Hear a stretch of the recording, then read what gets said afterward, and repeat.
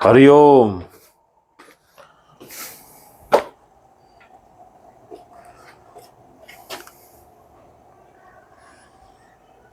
हम कल की महाराज बोल रहे हैं जी। 7 दिसंबर। यूएस डॉलर का कुछ म्लेच्छ इतिहास जल्दी से। 7 कैसे ये धरातल का अधीश्वर बन गया, कैसे घोर कली पिशाच की ताकत बढ़ाने में, श्रमता तामसिकता से, मिथ्या से बढ़ाने में डॉलर ने भारतवर्ष को ही नहीं पूरे विश्व को इस लपेटे में ले लिया। 1914 world war, first world war के बाद वेपन्स, आर्म्स एंड एम्यूनेशंस का प्रयोग करके एलाइड पावर्स, यूएस, इन्होंने वर्ल्ड वॉर के लिए अन्य देशों को प्रेरित किया। आर्म्स मैन्युफैक्चरिंग, मेटल्स का यूज करके, बारूद का यूज करके कई देशों से एक्सपोर्ट करवाकर, स्वयं इंपोर्ट लेकर, और ब्रिटेन का जो हब था स्टोरेज ऑफ रिसोर्सेस का, वह यूएस था, और it was run by Jews, Zionist mostly, अत्यंत स्वार्थी, महास्वार्थी। ये कौन है?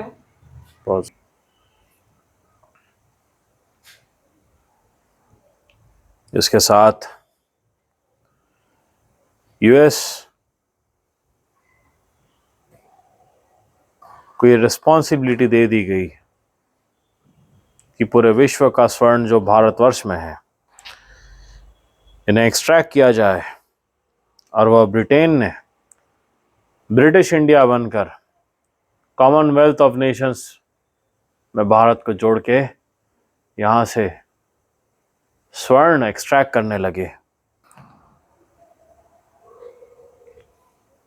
और यूएस में स्टोर करने लगे। और ये कई डिकेड्स तक चलता रहा। एंड यूएस ने इंश्योर किया कि हर देश में स्वर्ण कम होना चाहिए, पूरा स्वर्ण यूएस में होना चाहिए। इट इज फार वेस्ट, पूरब का उल्टा, पश्चिम, पश्चिम, पिशाच, पिशाच मलेच्छों का स्थान, पश्चिम।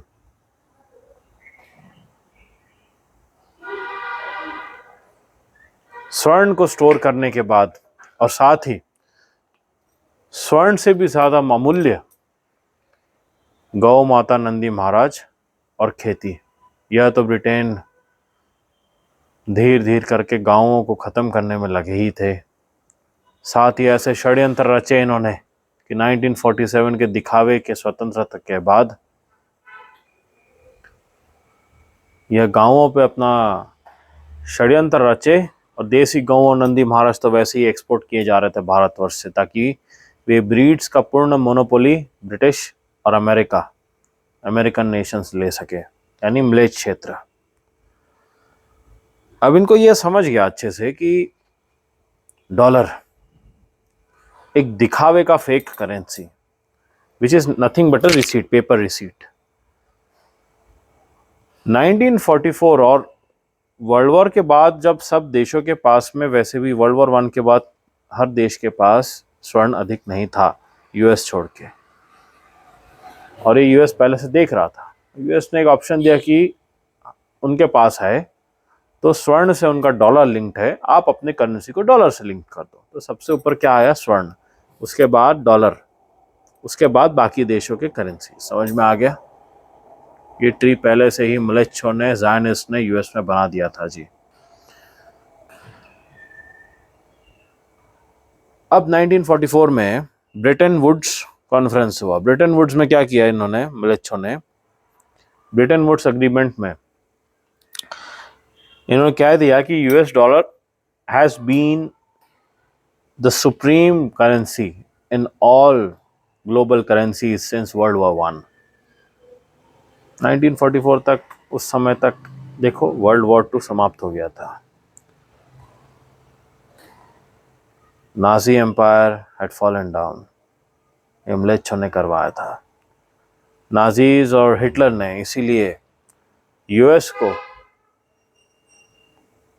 नहीं, एक्चुअली ज़ायनिस्ट को भी नहीं, ज्यूस को समाप्त करने का निर्णय लिया था, क्योंकि वह जान गया था कि विश्व भर के जो अमूल्य रत्न हैं जिनसे प्रजा सुखी रह सकती है, वह इन्होंने सब ले लिया है वर्ल्ड वॉर वन के बाद, फॉल्टी वेपनरी सेल करके।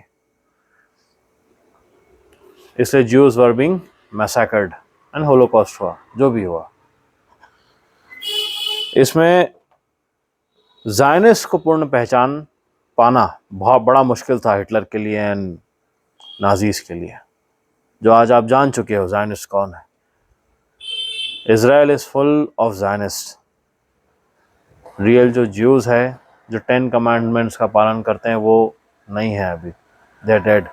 हमने आपको बताया है, ये सब मलेच्छ में ही आते हैं। अब यूएस ने सबको ऑप्शन दे दिया कि now you link your currency to dollar, और उसके कुछ समय बाद ये सब प्रोसेसिंग करने के बाद जब भारतवर्ष से सारा स्वर्ण बाहर चला गया and everything was set for US, इन्होंने दिखावे का इंडिपेंडेंस 1947 में डिक्लेयर कर दिया ब्रिटेन द्वारा, ब्रिटेन के माउंटबेटन द्वारा।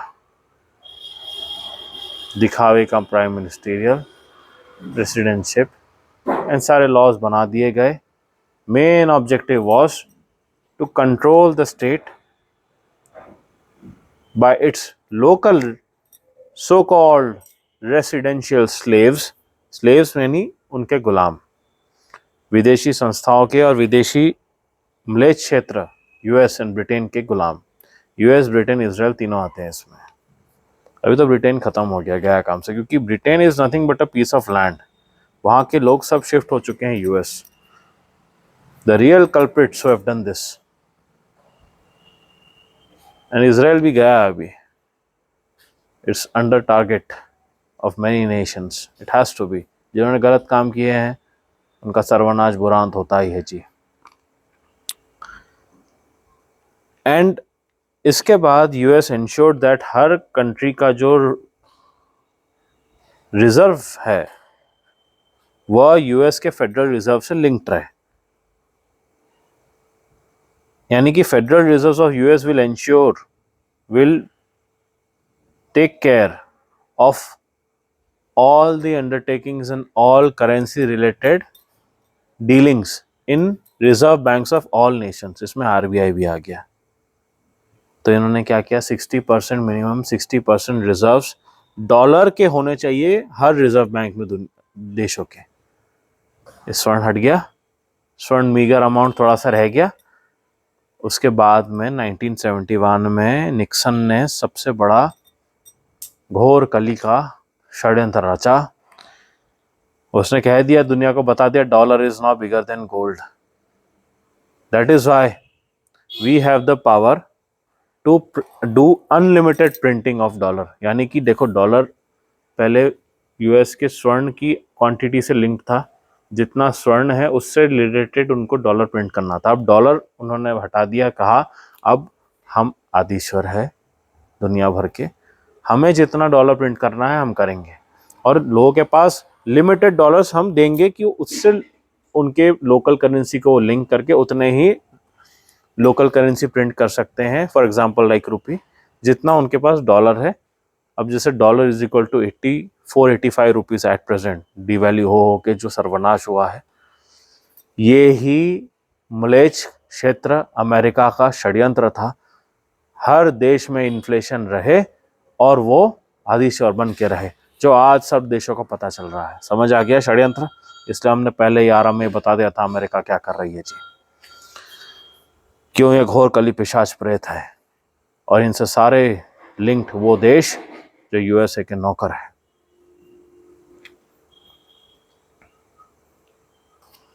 तो हम क्या कह सकते हैं? Dollar is like a weapon. It was always use as a weapon to devalue what is valuable in other nations.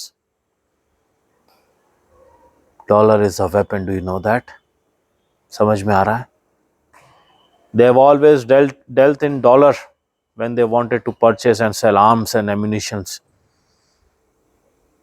लोगों को पेपर रिसीट दिए हैं इन्होंने डॉलर प्रिंट्स की, और उसे इस प्रकार विश्व में भ्रम एंड इल्यूजन क्रिएट कर दिया कि लोग ये समझ बैठे कि ये तो यूएस अमेरिकन डॉलर है, it has so much of value, और लोगों ने अपना रियल एसेट दे दिया अमेरिका को, ट्रेड कर लिया in such a big gamble of devastation, where people gave away the real valued assets which they had with them for a mere paper receipt.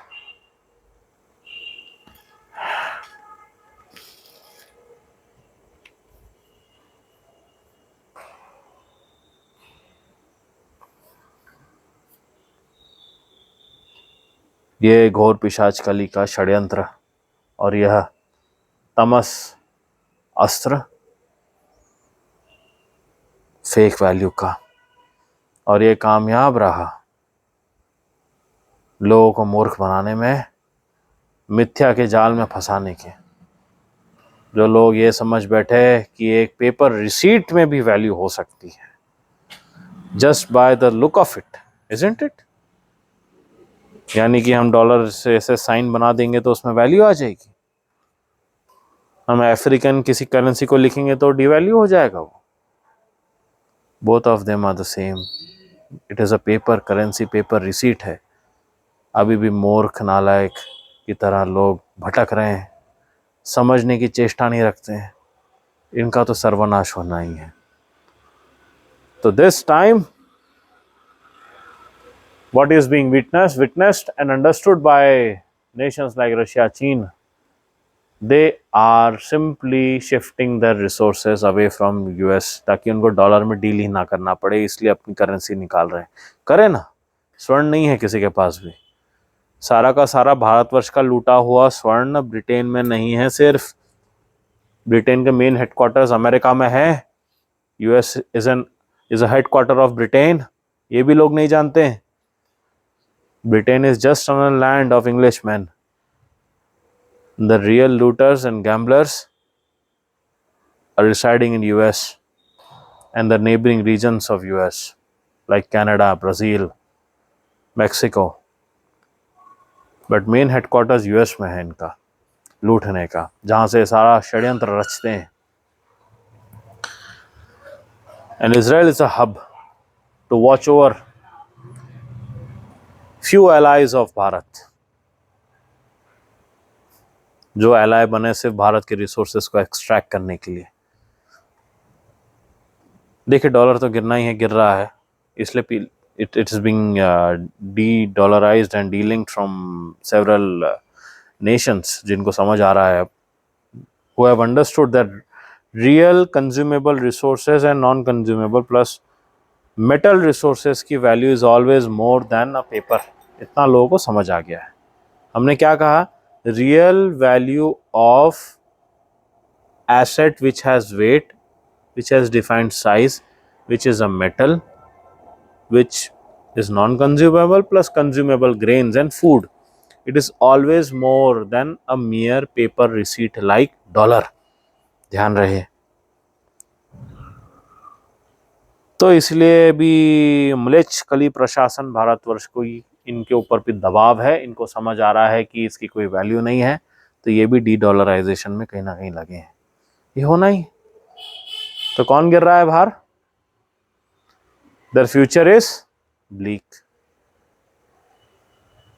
तो ये होना है, ये हो रहा है जी। And this foolish Trump, what he said,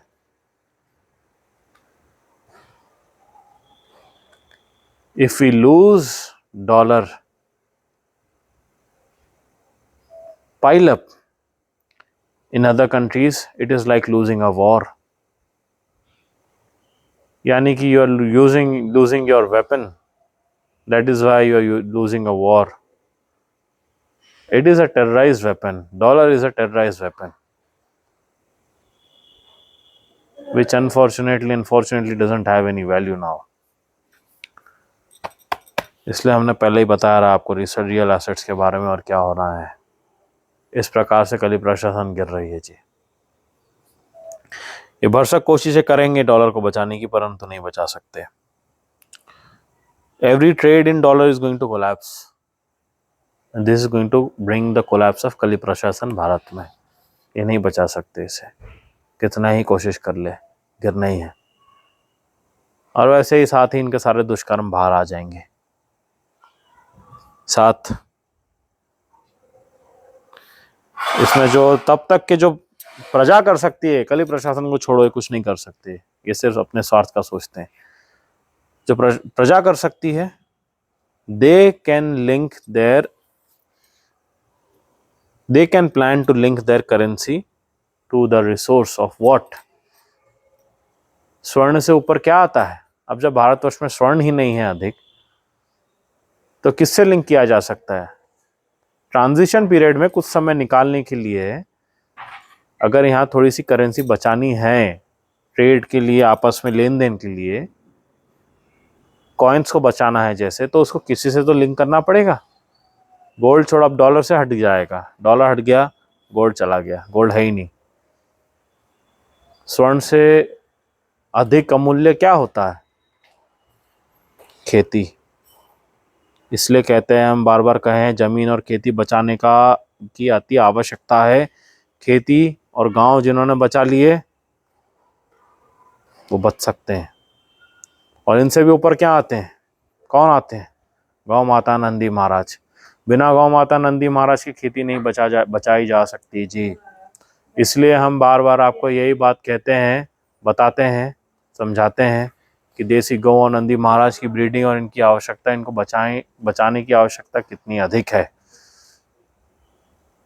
Mahabharat के समय में भी गौ माता नंदी महाराज की सेवा रक्षा से बचाए जाते थे। इसलिए गांव उस समय अमूल्य होते थे, जिस कारण पूर्ण महाभारत का युद्ध हुआ था गांव में। उन गांव में जो कुरुक्षेत्र के आसपास है, दे आर ऑल इन्वॉल्व्ड। गांवों को लेकर ही हुआ था ना। गांव में कौन होते हैं? गौ माता नंदी महाराज। ये सीधी सी बात है, सरल सी बात है। इतने फालतू के बकवास के लोगों ने ट्रांसलेशंस पढ़े, बेसिक सी चीज़ महाभारत की नहीं समझ पाए कि गौ हत्यारों का युग आ रहा है, ये सबसे घोर कलयुग जो कभी नहीं आया है। और ये ऑल आर विटनेसिंग, और जो ये दुर्भाग्य लाता है वो भी सब देख रहे हैं, और प्रलयकारी स्थिति भी सबको दिख रही है। और विश्व युद्ध के बीच आप भारतवर्ष कैसे गुलाम है, ये गुलामी को भी सब देख रहे हैं, झेल रहे हैं। And they are witnessing the rule of private politic mon empire over Bharat. तो रिसोर्स है जमीन, खेती की जमीन यानी कि, और गौ माता नंदी महाराज। और वही कार्य हम कर रहे हैं। भारतवर्ष में कई क्षेत्रों में गौओं को बचाव का कार्य कर रहे हैं। सिर्फ बचाव ही नहीं, ब्रीडिंग का कार्य, जहाँ से देसी गौ माता Nandi Maharaj with the hump are saved so that the land remain fertile. जमीन रहेगी तो भोजन रहेगा, भोजन रहेंगे तो जीवन रहेगा। सात्विक भोजन आहार रहेगा तो रोग रहित जीवन रहेगा जी। और ये मूर्ख कितना ही स्वर्ण रख ले अपने पास, स्वर्ण खा सकते हैं क्या? गोल्ड की बिस्किट खाई जा सकती है क्या? भोजन लगता है। भारतवर्ष से लेते हैं, इसलिए भारतवर्ष पे अभी तक कोई अटैक नहीं कर सकता। खेती है यहाँ पे दुनिया की। समझ में आ रहा है आपको? ये चाह कर भी नहीं कर सकते। और युद्ध की बात कहे,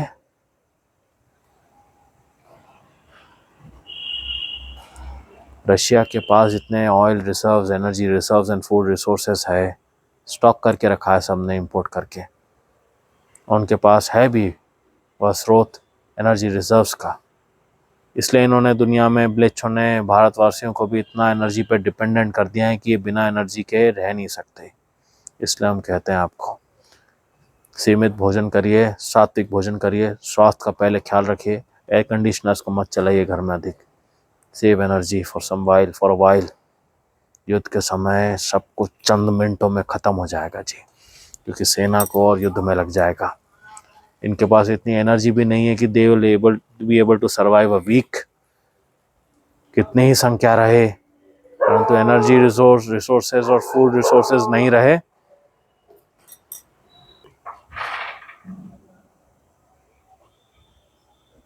इतनी खपत हो जाएगी रिसोर्सेज की, फूड रिसोर्सेज की। यदि युद्ध होता है, सारे फूड रिसोर्सेज जितना आपको आज किराने की दुकान में और यहाँ वहाँ मिल जा रहा है, मॉल्स में, हर जगह, कुछ भी नहीं मिलेगा जी। सबके प्राइसेस इन्फ्लेट हो जाएंगे और खपत इतने जल्द हो जाएगी, हफ्ते 10 दिन में पूरे भारतवर्ष के एनर्जी और फूड रिसोर्सेज ख़त्म हो जाएंगे जी। इनके पास है ही नहीं। कल ही प्रशासन ने अधिकतर सब एक्सपोर्ट कर दिया है बाहर, इसलिए ये फूड रिसोर्सेज को स्टॉक कर रहे हैं ताकि युद्ध करते समय इन विदेशी सेनाओं के पास में पूर्ण फूड स्टॉक रहे, एनर्जी स्टॉक रहे, ताकि लंबे समय तक युद्ध लड़ सके। इसलिए हम कहते हैं सीमित भोजन करने के लिए, ताकि आपके देह को वो आवश्यकता समझे और कितना सीमित भोजन कर सकें उतना आप में प्रिपेयर्डनेस रहे। अभी धर्म की आवश्यकता है जी। धर्म बचेगा तो देह और स्वास्थ्य बचेगा, नहीं तो कुछ नहीं बचना है। बहुत बुरा युद्ध है ये, सोच से बाहर। They are indirectly sucking out food resources of Bharat outside.